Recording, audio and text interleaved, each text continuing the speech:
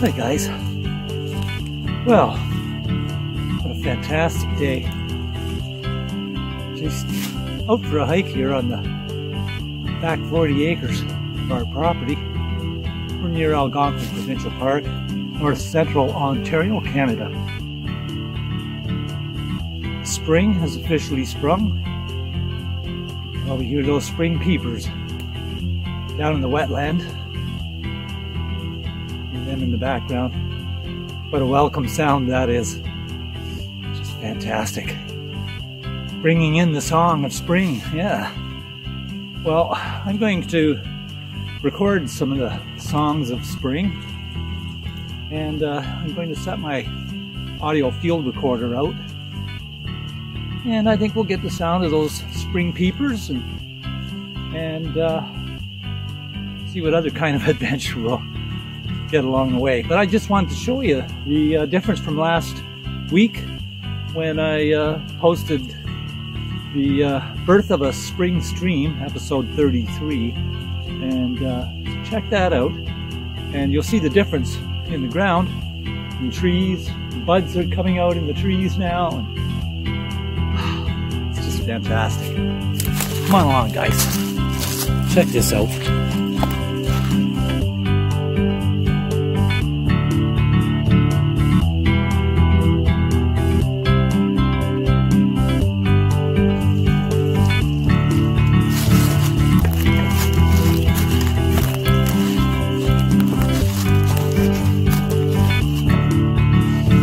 See this browse here. See how the center here has been browsed. But the new shoots, this is a young maple, I believe. New shoots, new buds are opening up.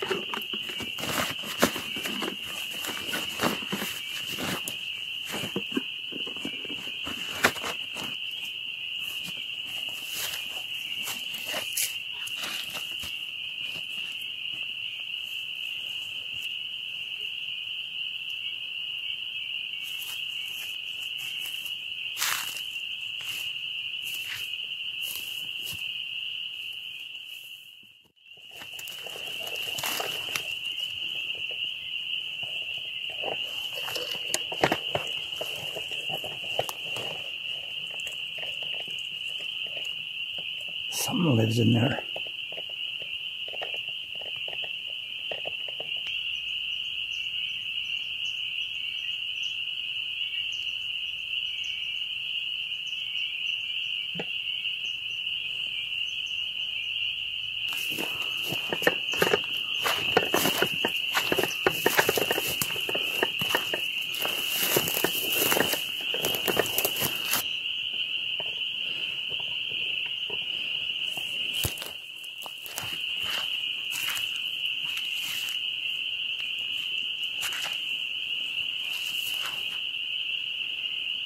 So guys, this is our wetland. It cuts through our property, through our 40 acres here. And it's just beautiful down here. The beaver pond is just upstream.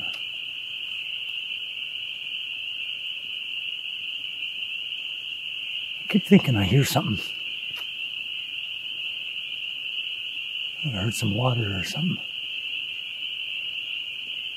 Anyway, I've got my recorder set, just looking for moose or any signs of bear. So far, no sign other than a pile of droppings that I saw along the way on the moose trail going up to the cabin trail.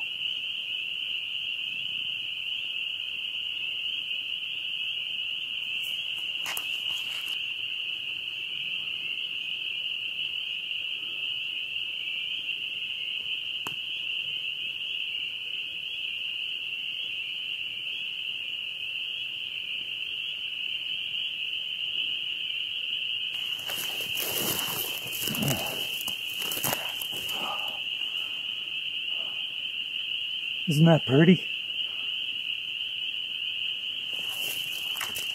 Spring has sprung, guys. It's awesome.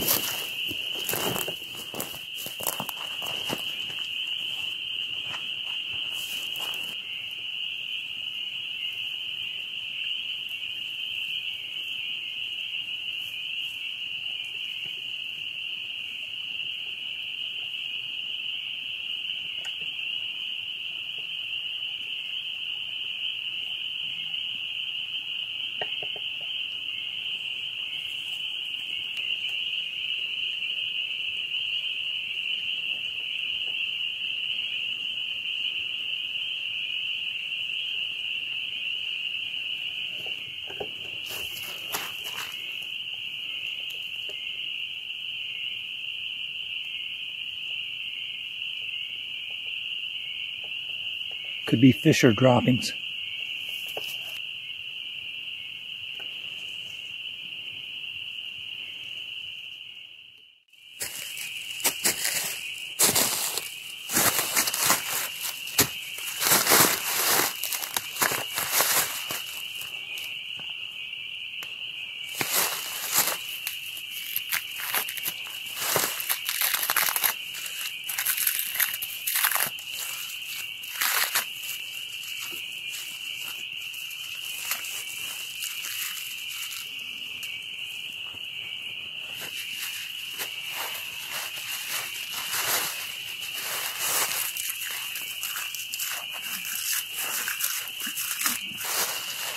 Well guys, I've spent more time looking for moose sign and bear sign and planting my microphone out in the back 40 acres here, and I've taken a lot longer than what I thought I was going to be, and starting to lose our light here a little bit.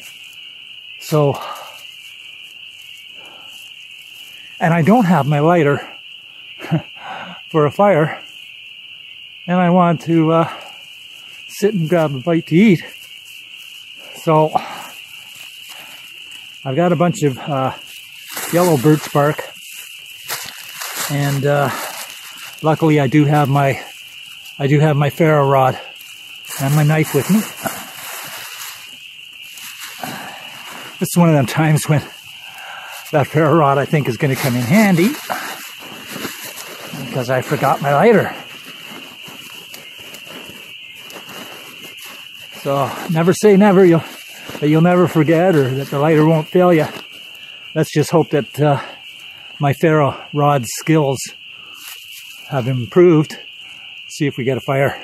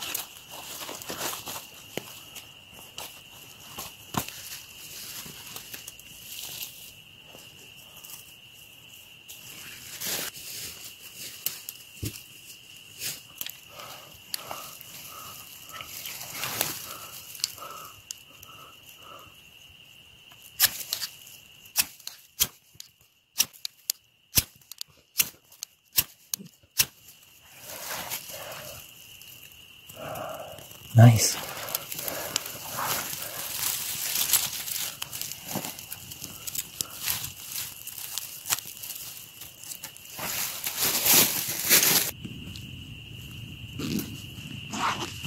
Oh, this is great.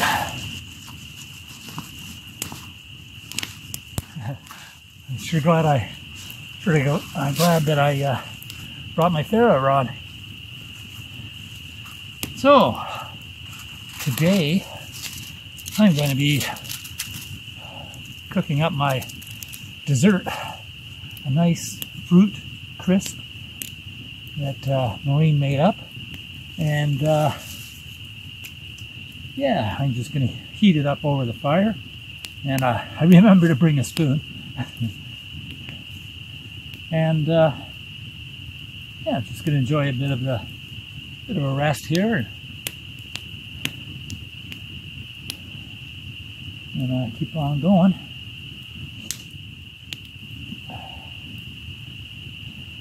So while I'm waiting for the fire to die down, I can have a bit of coals here. Just wait here.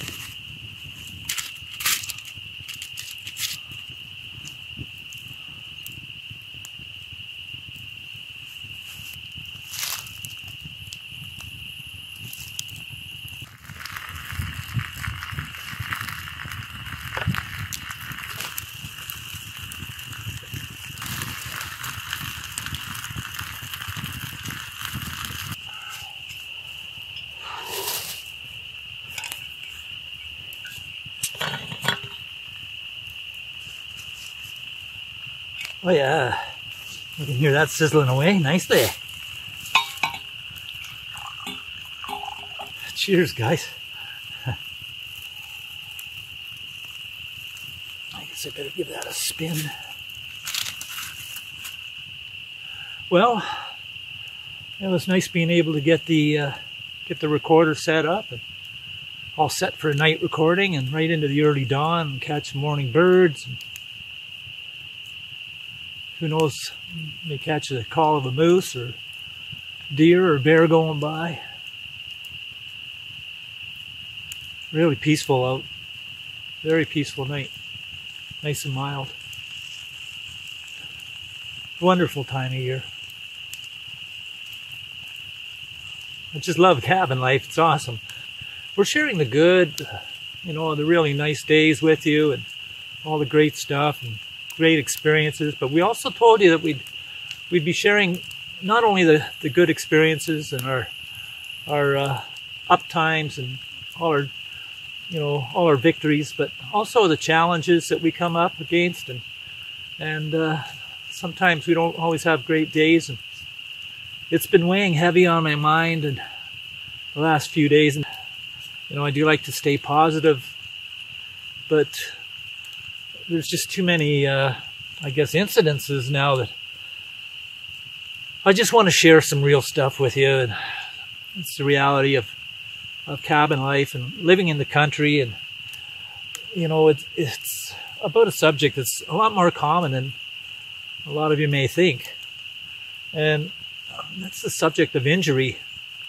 Now, it can happen in the city, of course, and on the job, no matter where you are, at home. But you know, when you're working alone in the country, maybe around the cabin or around the homestead, if you're a hunter or, you know, you're up at the hunt camp, or, you know, anything where you're doing stuff by yourself, you're preparing something, getting the hunt camp ready maybe, or out on the trail alone, or cutting wood, or, you know, you're on the homestead, whether you're tending cattle or chickens, whatever. It's there's something to keep in mind, and that is injury, and not to take it lightly. I don't want to sound like I'm preaching, because I had an injury It was a year ago, last month, and I was working really hard around the homestead. We were trying to settle in here for spring and looking forward to the summer. And I was lifting all kinds of logs, cut logs, and hauling them up out of the bush. And I was tamping sand, and I hurt my back when I was lifting the logs. And then the next day I hauled a bunch of wheelbarrows of sand, and I started tamping sand down with my feet and put extra pressure on my discs in my back after already having the injury, pulling muscles and stuff. And it just got worse and worse. It did not improve. I didn't get over it for a full year. It turned out that I had sciatica and compressed discs, and I finally went for an MRI scan. And so it's not good news. I am recovering, and my injury is healing, and I am getting stronger, and I feel like I'm able to do more, but I have to take it in stride. I can't try to push it. But it's not just me, you know. I keep hearing of all these other incidences, injuries to people, and safety around the homestead, the farm, the cabin, you know, whether even if you're doing bushcraft or just hiking and canoeing, especially if you're by yourself, as I say. It happens a lot more common than what we may think. And, boy, that's hot. Yeah, it may happen and be a lot more prevalent than what we think. You know, Shane Kilcher from the Alaska, the last frontier. Shane was building his homestead, and he broke his back. I believe he was up on the logs, and he fell. And I do believe he's making a recovery, but it's a very slow recovery. We wish him all the best. Patera as well from Appalachia's Homestead. She had an accident with livestock, with her cow. It was just a freak accident, one of those things where you don't do your regular routine, and just that one little thing out of place, and next thing you know, something comes up to get you. And I believe that really changed the way that she does stuff around the homestead. And it took her about a year to recover from it as well. And we wish Patera all the best as well. And some, unfortunately, that just weren't so lucky. And hearts go out to Paul and Sandra from Homesteading Ways. Paul lost his life a couple of weeks ago. One of his vehicles turned over on him. I believe it was a side-by-side, like an ATV with a trailer that he was hauling some stuff with, and I guess the load must have tipped over on him, and it's just a terrible accident. It's just one of those things. And he was by himself, and he didn't have anybody there to help him at the time, and his wife Sandra is just devastated. And our hearts go out to the family. It's just awful. So please, folks, if you do know Sandra and the family, you know, prayers and good thoughts and good intentions to them. Wish you all the best. Also, not to make light of it, but Pine Meadows Hobby Farm, they had an injury, another YouTube channel. You know, our hearts go out to those in the YouTube community, because we are a community, and it does affect us. We get to know these people, and you know, people like Troy there from Do-It-Yourself World. He had an injury, and that set him back for a while. Starry Hilder, that set her back for about a year. My own back injury that set me back for a year as well. So safety is, you know, it's got to be underlined that you do have to be safe, and you know, wear the proper safety gear and dress for safety. For those of you that are, you know, starting to build a cabin, or you're about to clear some bush, some land, and cut trees, and you're going to start a homestead or a farm, and you're so enthusiastic. I know the feeling. I know how it is. And you want to get things done. There's a list as long as your arm that you'd like to get done you know, the sooner the better. And often you're short-handed, so you try to get things, you know, done yourself, all by yourself. And that's where we run into problems, folks. You get tired, and you start to cut corners. That's how accidents happen. So I guess what I'd like to say is be safe. Let people know where you are and what you're doing, and try to work with somebody else, even if they're just standing by to watch. Give you a hand now and then, just to make sure things are all right. Safety first. Because if you wreck your back, or you lose use of an arm, or any number of things, it can set you back, set your plans back for a year or maybe 2 years, just by trying to rush or cut a corner. So be safe, guys and gals. Your family loves you and they need you. And in order to get the things done and accomplished, you need to be safe. So safety first. Don't be in too much of a rush to get her done today. You know, do it the right way and get help when you need help. Ask for help. Don't be afraid to ask for help.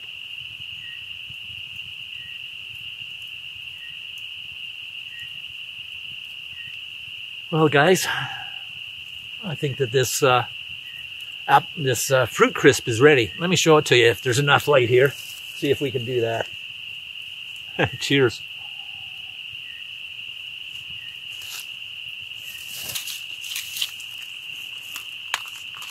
Ooh, yeah, that's hot.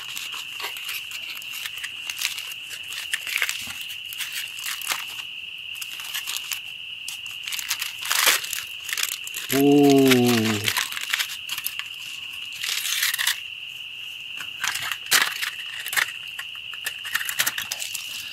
In it we have apple and blueberry and blackberry and cherry, with oatmeal, fruit crisp, and a dash of homemade maple syrup in there. That is steamy hot. Let's see if I can taste a bit without burning myself. Mmm.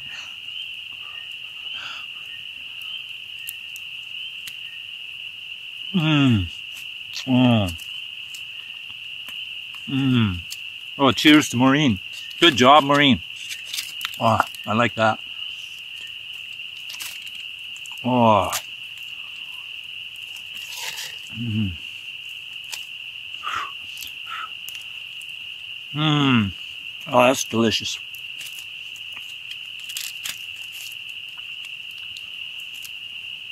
Mmm. Well, I'm going to sit here and enjoy the rest of my coffee and fruit crisp, and on my way back to the cabin.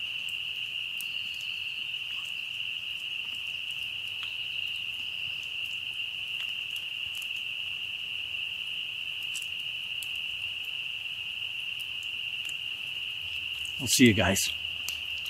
This is Glenn for Cabin Life. We'll see you next time. Over and out. You take care and be safe.